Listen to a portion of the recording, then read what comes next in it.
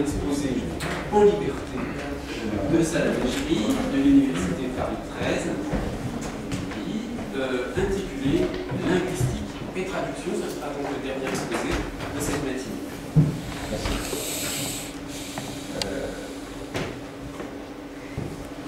Tu as dit un exposé de liberté, mais en fait, je n'avais pas de liberté de choix de l'exposé. On m'a dit, vous parlez de linguistique et de traduction, vous parlez de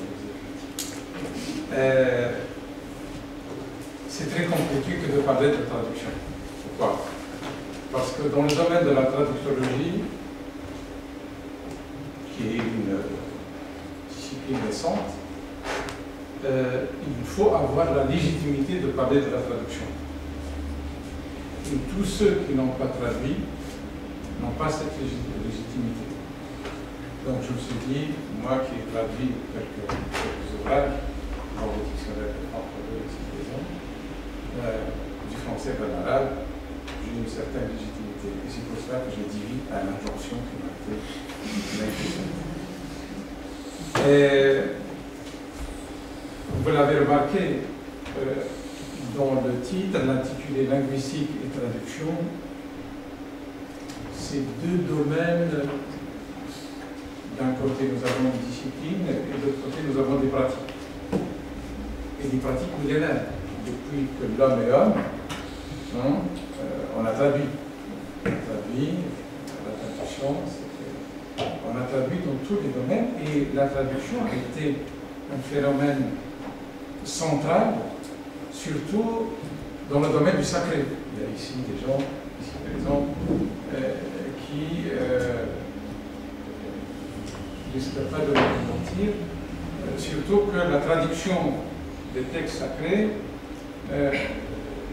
ça risque de mener très loin, même en dehors de la vie. Et on assiste actuellement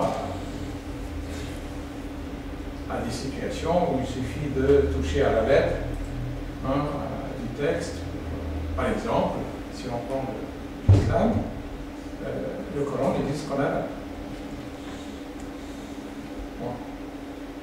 C'est-à-dire on peut ne pas parler d'arabe, être musulman, mais il faut citer le texte en arabe. Et toutes les traductions ne sont pas des traductions du texte. Ce sont des traductions d'interprétation de texte. Donc c'est pour vous dire que, en plus de la légitimité en arabe, il y a des enjeux à la fois idéologiques et même théologiques. À l'être et l'esprit. Voilà. Et tout ce débat, c'est un débat qui traverse la discussion en rapport avec ce qu'on appelle la traductologie. Donc moi, je ne vais pas aventurer dans ce domaine que je ne connais pas beaucoup. Mon expérience de traduction se limite uniquement au domaine des sciences du langage. Et donc je vais limiter mon intervention en 3 points. Je vais essayer de retracer un tout petit peu le chemin parcouru par ce qu'on appelle actuellement la traductologie, qui est en rapport avec la traduction. C'est la discipline qui est consacrée à la traduction. Puis je vais essayer de voir quels sont les points de divergence méthodologique entre cette discipline émergente et la linguistique, sachant que la traductologie initialement faisait partie des sciences du langage, de la linguistique, notamment de la linguistique et à l'époque de la linguistique appliquée. Et pour finir, je vais pointer quelques thèmes communs entre les deux disciplines. C'est-à-dire pour montrer que malgré la scission qui a eu lieu entre la traductologie et la linguistique, il y a du travail qu'on peut faire en commun, maintenant que la traductologie est relativement reconnue en tant que discipline. En tout cas, pas très loin d'ici, à Paris 3, l'ESIT, l'École supérieure de l'interprétation et Le premier point, ça concerne donc l'émergence de cette discipline qu'on appelle la traductologie. J'emprunte une citation à un compte-rendu d'un ouvrage de Guider qui dit « En retraçant l'histoire de la traduction, l'auteur revient sur les raisons pour lesquelles la recherche en traductologie demeure timide. D'une part, le schisme entre praticiens et théoriciens du domaine a longtemps été tel que traduction et réflexion sur la traduction ne sont pas allées de pair. D'autre part, la traductologie a longtemps été rattachée à d'autres disciplines telles que la critique littéraire, la linguistique, l'informatique, les sciences cognitives, et ce n'est que très récemment qu'elle s'est constituée en domaine indépendant. C'est en 2008. C'est pas très loin, c'est en 2008, on parle déjà, on dit que la recherche est là un peu timide dans le domaine traductologique. Vous l'avez déjà remarqué, il n'y a pas de clivage uniquement entre ceux qui réfléchissent sur la traduction et ceux qui traduisent, c'est-à-dire qui ont cette légitimité, mais il y a également dans ce domaine les praticiens pour qui l'histoire, la dimension théorique n'a aucune pertinence. Vous savez qu'il y a un très grand nombre d'associations de traducteurs dans le monde,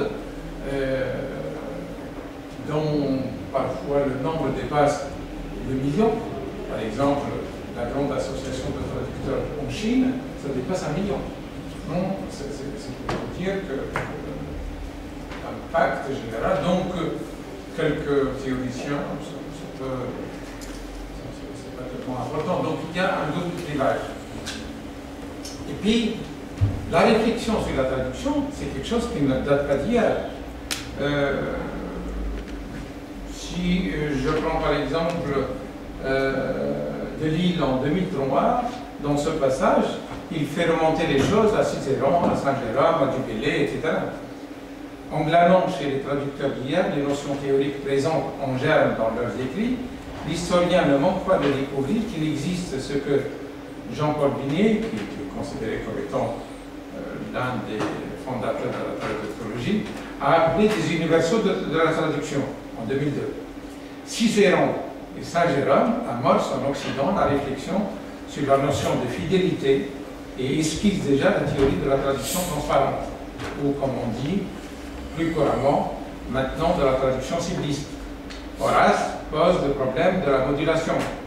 Jean d'Antioche et Jacques Emaud celui de variante stylistique. Du Bellay, quant à lui, dégage la notion de lacune et formule la règle de la compensation dans la préface de sa traduction du 4e livre de l'Iliade, etc., etc. Donc, la réflexion sur la pratique traduisante a toujours existé. Mais simplement, c'est à la fin du XXe siècle qu'il y a eu une prise de conscience de la nécessité de théoriser un tout petit peu cette pratique. À l'origine de cette émergence, il y a 3 facteurs. L'extension du marché de la traduction. C'est une réalité indéniable. Deuxièmement, la récupération des éléments de réflexion à travers des différentes pratiques des traducteurs. Et finalement, le rattachement de la traduction à plusieurs disciplines. Ces 3 éléments en conjonction ont favorisé l'émergence de cette discipline. Si nous prenons le premier facteur, et si nous nous limitons au XXe siècle, qu'est-ce qu'on constate? On constate que l'essor extraordinaire des échanges économiques, les guerres, les contacts entre les humains de différentes langues, de différentes cultures, etc. Les phénomènes migratoires, comme on est en train de le vivre actuellement, les conflits, et surtout l'intelligence, ce qu'on appelle l'intelligence économique pour les problèmes d'espionnage. Tout cela fait que, actuellement, et tout à l'heure, Pierre-André Buvet en a fait mention. Maintenant, les bailleurs de fonds, par exemple, pour la recherche d'information, c'est les ministères de l'Intérieur, c'est le ministère de la Défense, c'est les services de renseignement, qui font travailler les linguistes et les traducteurs. Donc, il y a un vrai marché, et le marché n'a jamais connu une telle extension auparavant. Deuxième facteur, qui relève plutôt de la sociologie académique, on va dire, c'est qu'une discipline ne peut émerger, ne peut être reconnue en tant que telle, si elle a une certaine légitimité. Or, la légitimité, elle passe par quoi? Elle passe par une théorisation, c'est-à-dire un objet bien délimité, des outils théoriques, des outils de description. Il ne faut pas que ça soit englouti par d'autres spécialités. Il faut qu'il y ait une spécificité. Je vous donne un exemple qui n'a rien à voir avec la traduction. Si vous prenez, à un certain moment, il y a eu un débat sur une spécialité en chirurgie. Un débat qui était épistémologique. C'était la chirurgie de la main. C'est-à-dire comment légitimer en chirurgie une discipline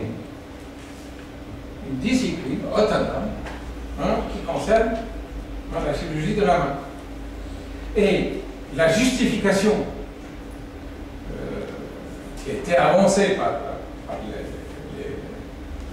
scientifiques du domaine, c'est que la spécificité de la main, notamment par la greffe des mains, nécessite un savoir-faire chirurgical qu'on ne trouve pas dans la chirurgie générale. Donc, ainsi, on est dit, bon, on n'est pas dans la chirurgie de la main, mais c'est un tout petit peu de la sociologie académique, et vous savez, la sociologie académique, c'est pas quelque chose de facile, parce qu'il s'agit de territoire. Et quand il s'agit de territoire, il s'agit de postes, il s'agit de moyens, il s'agit de budget, il s'agit de reconnaissance.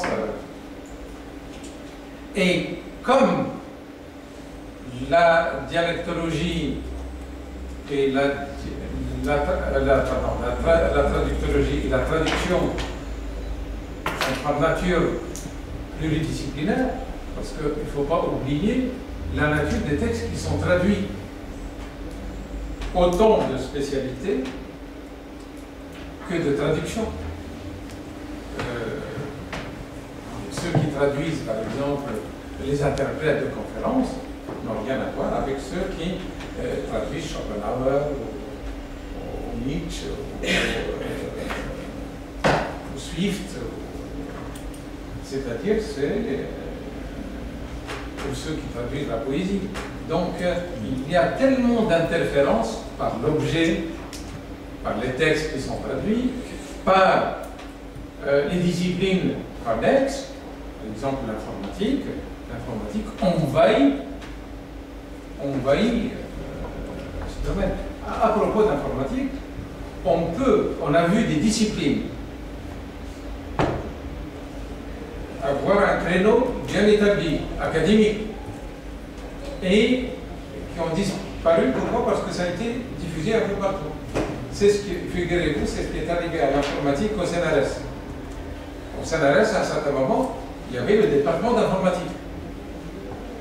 Et vous savez, pour le supprimer, qu'est-ce qu'on a fait? On a dit, voilà, il y a de l'informatique partout. Donc, à quoi ça sert un département d'informatique? Donc, ça s'est dilué. Donc, la deuxième raison, c'est d'avoir ce créneau, c'est qu'il faut légitimer ce besoin, et ce besoin était trouvé du côté de la formation des traducteurs. Avec l'extension du champ de la traduction, il y a des besoins de traduction, et en formation de traducteurs et d'interprètes, et du coup on a formé, par exemple, l'ISTI. On a créé l'ISTI à Bruxelles, on a créé l'ISIT ici à Paris 3. Le troisième facteur, qui concerne les différentes disciplines, c'est que, justement, la traduction a besoin de tout. Elle a besoin de bases de données, elle a besoin de terminologie, elle a besoin des sciences du langage. Pour ne prendre que l'informatique, rien que les bases de données, ce qu'on appelle les mémoires de traduction. Les mémoires de traduction, c'est les bases textuelles sur lesquelles on travaille. C'est-à-dire, on a des mémoires de traduction en rapport avec le domaine sur lequel on travaille, par exemple, dans le domaine juridique ou dans le domaine médical. Il faut avoir des mémoires de traduction, et les mémoires de traduction, pour les avoir, il faut avoir évidemment l'outil informatique. Alors, les liens avec la linguistique sont des liens très solides. Pourquoi? D'abord, pour des raisons empiriques. Dans les deux cas, il s'agit de langue et de discours. Ah, c'est une raison évidente. La deuxième, elle est de nature historique. Je l'ai mentionné tout à l'heure. La dialectologie s'appelait, il n'y a pas longtemps, linguistique appliquée. Et d'ailleurs, il n'y avait pas que la traductologie, il y avait la didactique, par exemple, qui a connu une scission également. Il n'y avait pas uniquement la traductologie et la didactique, il y a également la terminologie, faisait également partie des sciences appliquées. Bon, évidemment, les linguistes n'ont pas vu d'un bon œil ces dimensions appliquées. Évidemment, on a vu partir ces disciplines et s'ériger en disciplines autonomes. Pour vous donner une idée sur la relation qui existe entre cette discipline, cette nouvelle discipline et les sciences du langage, ou la linguistique, je vous donne quelques citations d'un des papes, et le mot pape est bien choisi, de la traductologie, à savoir notre ami Jean-René Ladmiral. Jean-René Ladmiral, qui est l'un des fondateurs de la traductologie, voilà ce qu'il dit, par exemple, des problèmes théoriques de la traduction de Georges Monod. Georges Monod qui est considéré comme étant l'un des fondateurs de la traductologie. Ben, voilà ce qu'il dit de sa thèse. Il dit qu'il s'agissait de sa thèse, et j'incline, pour ma part, à y voir un excellent cours de linguistique générale. Donc il n'a pas la légitimité, il est daté, propédeutique, à une étude proprement traductologique. Ça dénote justement cette attitude vis-à-vis de la linguistique. Une autre citation, toujours dans le même sens, de fait, il est communément admis que la traductologie, et plus généralement les problèmes de traduction, se situent quelque part en aval de la linguistique, elle-même créditée d'un grand prestige épistémologique. La traduction est sans doute au cœur même de la fonction du langage humain. Est-ce que parler, ce n'est pas toujours traduire? En allemand, les enseignements de traductologie et de théorie de la traduction sont généralement subsumés sur la catégorie discipline de linguistique appliquée jusqu'à maintenant. En Allemagne, on dit il n'y a pas de mot traductologie, mais c'est appliqué. Donc, cette émergence de cette discipline, qu'on appelle la traductologie, elle est faite en rupture avec la linguistique. Même s'il y a eu d'autres types de rattachements, c'est-à-dire l'attachement avec l'informatique, l'attachement avec la critique littéraire. Donc on peut voir quelques points de divergence méthodologique pour voir qu'est-ce qui a justifié, si vous voulez, un tout petit peu cette rupture ou cette disjonction. Alors, notre objectif n'est pas d'évaluer épistémologiquement la traductologie, mais de voir autour de quel point méthodologique les deux disciplines divergent. Alors, j'ai choisi 3 points. La nature de l'approche théorique de deux disciplines, et la question qui est posée, c'est une question qui a été posée par l'admiral. L'opposition entre discipline de réflexion et discipline de savoir. La question qui se pose, pour les deux disciplines, laquelle est une discipline de savoir et laquelle est une discipline de réflexion. Le deuxième point, c'est le positionnement par rapport à l'objet de recherche, la langue ou le discours, les pratiques individuelles ou les virtualités collectives. Et un troisième point, et je ne savais pas que Franck Neveu avait évoqué, la question de du subjectif, c'est-à-dire la part du subjectif dans la théorisation. Ce sont les trois points qu'on peut retenir pour mettre les deux disciplines en vis-à-vis et voir en quoi ils sont différents. Il y a un ouvrage qui vient de sortir de Jean-René L'Admiral qui fait une très bonne synthèse sur les débats entre ce qu'on appelle communément les sourciers et les ciblistes. Pour schématiser, je vais vous donner quelques éléments, pour schématiser, les sourciers, ce sont des gens qui valorisent énormément le texte source et qui ne cherchent pas à toucher, grosso modo, je caricature, le texte source. Donc, il faut que dans la traduction, l'empreinte du texte source existe. Et les ciblistes, qui sont pour une traduction transparente, c'est-à-dire, pour eux, ce qui est important, c'est le sens, le vouloir dire, ça a été mentionné tout à l'heure, le vouloir dire de l'auteur. Cette singularité, la personnalité du vouloir dire de celui qui a écrit le premier texte et de celui qui l'a interprété, qui est le traducteur. Donc, pour le premier point, dans ce texte, il fait l'affirmation suivante. Il y a là un point important concernant le statut épistémologique de la traductologie.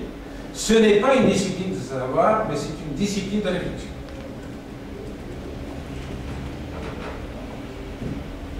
Le pape le dit.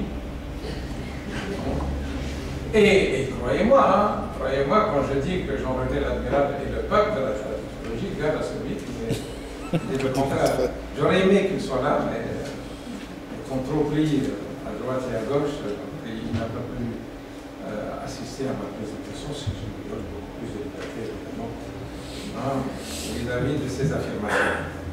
Et pour ce faire, il fait un rapprochement avec la psychanalyse et la philosophie. Après avoir, je le cite, après avoir fait usage de l'analogie avec la psychanalyse, je me référerai maintenant à une analogie philosophique. Que fait un philosophe? Un philosophe n'est sans doute pas là pour nous faire des révélations, pour nous entraîner ailleurs qu'en nous-mêmes.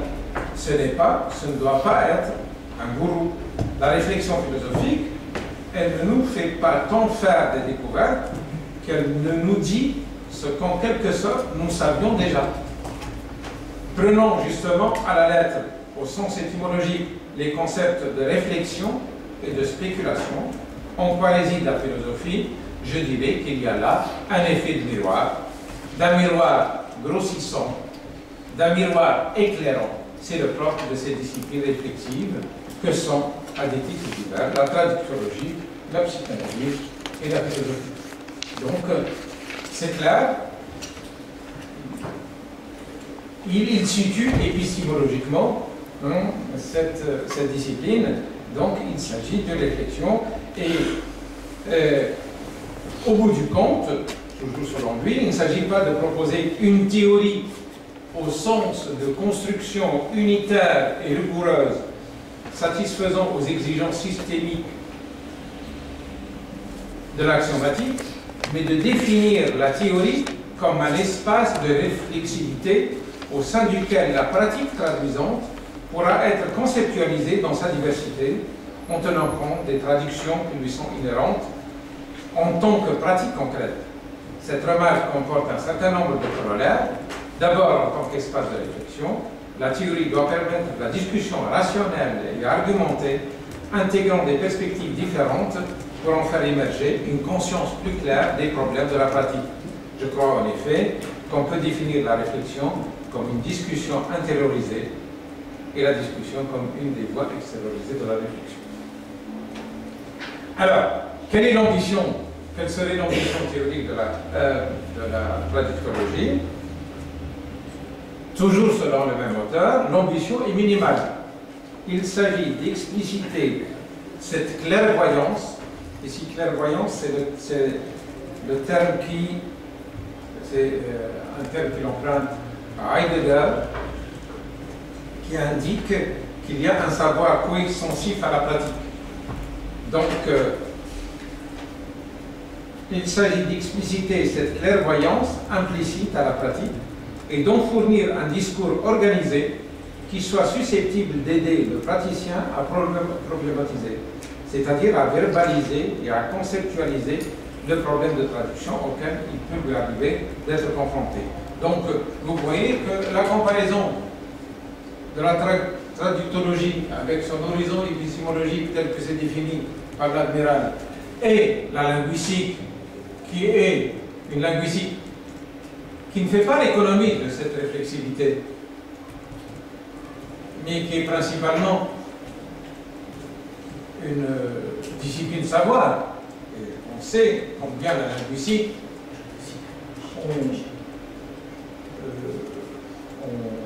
en faisant de la tradition grammaticale son héritage, combien elle a accumulé de savoir, et dans plusieurs domaines. Donc, vous voyez, la perspective n'est plus la même. C'est-à-dire, d'un côté, il y a une réflexion sur des pratiques, où la subjectivité est très importante. Pourquoi? Parce que le traducteur, il est amené à prendre une décision, à faire des choix, et des choix interprétatifs de texte. Il suffit de jeter un coup d'œil, par exemple, dans certaines traditions, je parlais de la religion tout à l'heure, des exégètes, par exemple, dans le domaine de l'islam, si on prend par exemple l'édit du prophète ou le Coran, évidemment, on va trouver toute une stratification d'interprétation, et d'interprétation des fois complètement contradictoires, et évidemment, selon les aléas de l'histoire, il y a des interprétations qui rapportent sur l'autre, etc. Donc, la réflexivité et la subjectivité en linguistique n'a pas été totalement bannie. D'abord, vous avez le locuteur, la subjectivité du locuteur avec toutes les dimensions de modalisation et autres. Mais là, c'est un objet. C'est un objet de recherche. Et vous avez, avec la grammaire générative, le locuteur-auditeur idéal. Si on prend la sociolinguistique, on n'est plus dans le même paradigme. C'est-à-dire que la subjectivité, il est abordée en linguistique sous plusieurs angles. J'en viens maintenant au deuxième point. Et le deuxième point qui concerne le positionnement par rapport à l'objet de recherche, à savoir la langue ou le discours. Avant cela, il faut être familiarisé un tout petit peu avec ce qu'on appelle la théorie de l'interprétation dans la traduction qui a été élaborée par Lederer et Seleskiewicz, qui était la fondatrice de l'ISIC de Paris 3. Et j'emprunte un bon résumé, d'ailleurs le titre de l'article, la théorie interprétative de la traduction, de points à résumer, qui a été publié en 1997 par Lederer. Lederer étant une des fondatrices. Voilà qu'est-ce qu'elle fait. Elle fait un constat, elle part d'un constat. Le constat est le suivant, c'est l'importance quasi exclusive attribuée aux langues dans l'étude de la traduction. Et cela a bloqué tout progrès théorique. Donc déjà, dans la formation des traducteurs, elle part de ce constat paradoxal, c'est que le blocage de la théorisation est causé par le fait d'avoir donné beaucoup d'importance, trop d'importance à la formation dans les langues. Donc la conséquence logique, c'est que la théorie de la traduction à construire doit écarter de son champ d'investigation les linguistiques contrastives et la discourse analysis. Et elle doit faire du processus interprétatif la clé de voûte de son système. Vous avez vu comment la rupture s'effectue. Et ça, il s'agit de la théorie la plus représentative et la plus diffusée dans le monde de la traduction. Et puis après, l'élaboration d'une théorie fondée sur le processus interprétatif, d'abord l'observation du processus cognitif engagé par l'interprétation, et conséquemment dans la traduction écrite. Cela montre que tout se passe par l'interprétation du texte à traduire. Et là, il y a 3 points, il y a un processus qui engage 3 étapes. La première, c'est la compréhension d'un sens. La deuxième, c'est la déverbalisation. La déverbalisation, ça signifie l'oubli des mots et des phrases qui ont fait naître le sens, pendant laquelle celui-ci subsiste sans support linguistique. Et puis, l'expression de ce sens dans notre langue. Donc, vous avez déjà une rupture et évacuation un tout petit peu du linguistique. Alors, pour schématiser et pour balayer très rapidement la différence qui existe entre la linguistique et la traduction, on voit quelle est la différence qui existe entre le point de vue des ciblistes et des sourciers. Les sourciers sont considérés comme étant des linguistes. Et des linguistes qui sont dans le domaine traductologique et qui bloquent toute théorisation. Et ce sont des gens qui sont attachés au texte, ce sont des gens qui sont attachés à la langue, aux équivalences entre langues, etc. Les ciblistes, ce sont des sémonticiens. Ce sont des interprètes. C'est-à-dire qu'ils interprètent les textes et pour eux, seul le texte existe. Donc la langue n'existe pas. La langue, c'est un prérequis, mais il ne s'agit pas. Et d'ailleurs, ils disent traduire, c'est traduire des idées, c'est pas traduire des mots. Les ciblistes. Ça, c'est pour schématiser un tout petit peu. Donc vous voyez que par rapport à la linguistique, on dit évidemment, comme objet de la langue, c'est le mécanisme de la langue, mais évidemment, on dit également le travail sur le texte, mais qui théorise pour pouvoir apporter un savoir. Pour finir, je retiens trois points en commun qui peuvent faire l'objet de recherches communes. La question de l'unité de traduction. C'est un problème théorique très intéressant. Qu'est-ce que c'est qu'une unité de traduction? Est-ce le mot? Est-ce le syntaxe? Est-ce la phrase? Ou est-ce autre chose? Et là, quand on lit certains passages, par exemple, regardez Lederer, encore une fois, voilà ce qu'elle dit.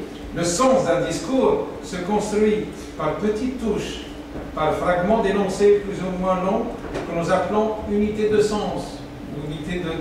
Les unités de sens ne sont pas mesurables quantitativement. Elles prennent vie lorsqu'un nombre suffisant de mots rencontre des connaissances pertinentes qui leur donnent une existence éphémère. Les unes après les autres, elles s'agrègent à ce qui est déjà retenu, formant ainsi un sens plus général, celui que chacun retient lorsque l'orateur a fini de parler. Donc vous voyez, on est dans le flou. Mais il y a une vraie problématique. Il y a une vraie problématique de théorisation en rapport avec l'unité de traduction. Je passe rapidement parce que le président me regarde déjà de travers. La deuxième question, elle concerne la dimension sémantique et notamment la problématique de l'inférence. Au cœur même de l'interprétation des textes, vous avez la question de l'inférence. Et tout texte, quand on traduit, pour ceux qui ont la pratique de la traduction, la première chose qu'il faut retenir quand on traduit un texte, c'est la manière dont le sens est structuré dans le texte. Pour pouvoir être relativement fidèle à la posture de l'auteur du texte. Et là, il y a beaucoup d'enjeux, notamment au niveau socio-culturel, que la linguistique n'arrive pas à intégrer jusque-là. En tout cas, la sémantique n'a pas encore intégré cette dimension culturelle et qui est bien présente dans les textes et qui pose problème à la traductologie. Et le dernier point, vous l'imaginez, évidemment, je ne peux pas ne pas parler de phraséologie. Donc, vous avez la phraséologie. Un texte est reconnu par son phrasé. Et cela se traduit pas seulement en prosodie, pas seulement en syntaxe, ça se traduit également en phraséologie, c'est-à-dire en colocation, en densité, sachant que la couverture phraséologique textuelle, surtout pour les textes scientifiques, atteint par moment 50% du texte. 50%, vous imaginez. Et donc, pour que le texte traduit ne soit pas un texte perçu comme étant un texte étranger, soit à la discipline, soit à la langue, pour qu'il ait cette naturalité, il y a une vraie problématique phraséologique. En plus de tous ces points, on peut retenir par exemple la dimension technologique, les choix stylistiques, et puis dans le domaine du traitement automatique, vous avez toutes les questions qui sont en rapport avec les corpus parallèles et les corpus communs.